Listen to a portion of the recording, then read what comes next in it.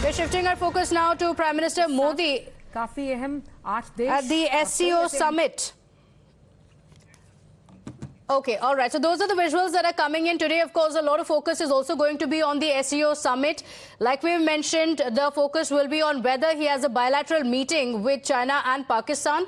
The one with Vladimir Putin from Russia is already confirmed. That's also going to be in focus because that's a meeting that's going to be watched world over. The equation that India shares with Russia, especially because of the balancing act that it played during the Ukraine war, is something that's going to be very closely watched, which is why ahead of the SCO summit, United States had also spoken of increased cooperation with India. So a lot of focus is going to be on what is going to happen here. Apart from that, there is a lot of suspense over whether that meeting takes place between India and China with Xi Jinping as well. Srinjoy Chaudhary is joining us on the broadcast with more details. Srinjoy, we're seeing visuals of Prime Minister Modi there at the SCO summit. What is on the agenda? What is going to play out today? All eyes are, of course, going to be on the confirmed meeting with Vladimir Putin. Undoubtedly. First of all, as far as the SCO Summit is concerned, you can look at the entire issue in really three parts. First is economic ties, and they have to be strengthened between all these countries, in particularly between the Central Asian countries and India. That's what India is looking at. Secondly, issues that relate to connectivity, again, between Central Asia and India. Thirdly, and perhaps most importantly, there is a segment relating to terrorism. And what we heard even recently from the Foreign Secretary Vinay Quatra is the fact that the other SCO countries, apart from Pakistan, presumably, are getting more understanding about the perils of terrorism and the ways of trying to tackle it. So that is something that India will definitely talk about. As far as the bilaterals are concerned, we know that Prime Minister is meeting the President of the Uzbek Republic and also the President of Iran. But of course, he's meeting Vladimir Putin. And yes, you're right. The world will look at the meeting with interest because this is a big meeting, and we will have to see what comes out of it. India and Russia are very close in three areas, particularly space, civil nuclear energy, and of course defense. 60% of India's weaponry is Russian, which is why India has taken a slightly nuanced position on Ukraine. Apart from that, there is, again, you've used the word suspense, and rightly too, about the meeting with Xi Jinping. It is not on the agenda, but we can never tell what happens in the next few hours, whether there will be a sit-down structured meeting or whether there will be a pull aside, whether there will be an informal meeting. All of these things are possible. A quiet chat on the sidelines of the SCO meeting is entirely possible. We do not know what will happen. There is no structured meeting, but we will have to wait and see how things work out. That's right. So these countries together amount to 30% of the GDP, and this is for the very first time that the in-person meeting is taking place after the COVID pandemic, when the entire world came to a complete standstill. The economies are still struggling to stay afloat. So this meeting is going to be extremely crucial in the economic aspect of it. As far as the geographical challenges are concerned, that's also going to come up. That's likely to come up on the sidelines of this meeting, Srinjoy. With China, like you mentioned, a lot of focus is going to be on that. There's no confirmation on whether that will happen or not. But Prime Minister Modi, especially on his foreign visits, tries to bring in a personal touch to it as well. So it is likely that even if by surprise or even if it's not scheduled, a meeting or a talk could take place. Yes, undoubtedly, you're absolutely right. See, what can happen is a quick meeting, a quick chat, a quick conversation on the sidelines of the summit. And that can take 2 minutes, 5 minutes, 7 minutes. It can be done quite easily. So that's how I see it. Yes, there is no structured meeting, either with Shahbaz Sharif or with Xi Jinping. I've told you who the structured meetings are with, Putin, and of course the other two with Uzbekistan and Iran. But these two, as far as Xi Jinping is concerned, considering all the trouble that was taken to sort out PP-15 just before the SCO, you would imagine that there would be at least a short conversation between the two leaders. Now, that can be a pull aside, that there are an unofficial meeting, that can be a quiet conversation on the sidelines of the SCO Summit in the first part of the session. All of these things are possible. Now, we will have to wait and see when that happens, how that happens. These are things that are being worked out. That's right. And also talking about the US aspect of it, of course, we're talking about Russia, China and Pakistan, and for good reasons. But there is also a US aspect of it, because ahead of the SCO summit, the United States had also extended its full cooperation to India, speaking of the kind of bilateral relationship that India and the United States share, talking of China as an increased threat in the region. Undoubtedly, you're absolutely right. If nothing else, the air chief, the chief of the Indian Air Force, is currently in America. He is currently in Washington, D.C., taking part in a conference with American and other chiefs, other major chiefs of the Air Force. This is a meeting where the Pakistani air chief has not been invited. So these points are being made very clearly by the Americans, that the Americans have a very significant relationship, and that relationship is not going to go away. It's going to get bigger. In fact, you have Quad, you have Malabar, you have various other relationships, whether it's in commerce, whether it's in security, whether it's people-to-people relationship. America is one of India's closest friends. There is no dispute, and that is not going to change. Okay, all right. We're getting in live visuals as Prime Minister Modi has arrived for the SCO meeting. These are the visuals being played out on Times Now. Prime Minister meeting the heads of states. Srinjoy continuing to be with us to get us the details on what is expected. Because remember, there is a lot of focus on this meeting. First in-person meeting, yes, but also of the kind of challenges that have come in the last 2 years. So we're seeing the top leaders there, Srinjoy, on our visuals as well. The heads of the states interacting with each other as the summit officially now begins. Yes, undoubtedly.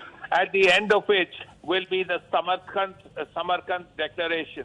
That is going to be like 25 pages or so, and that will really relate to three major areas. One, it will relate to economics.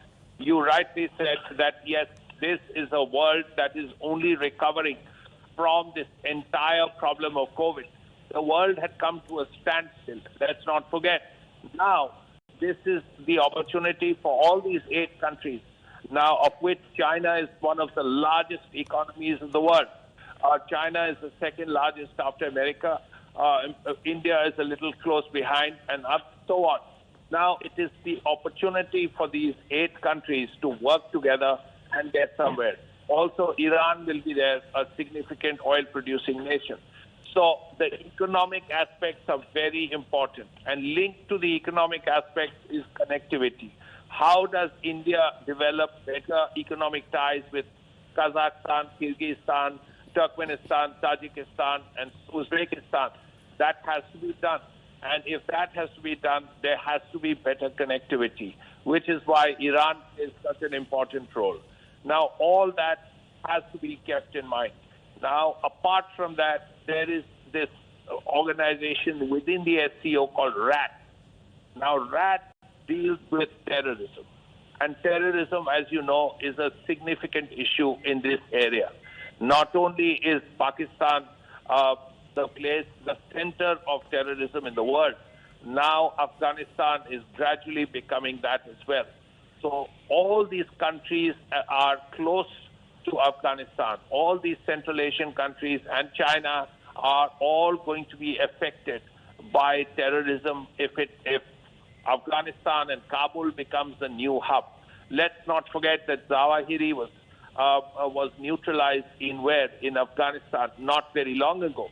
So with RAT, this is a gradual attempt by India to explain to the other 6 countries, because Pakistan, of course, it remains the hub of terrorism. It is the place from where cross-border terrorism continues.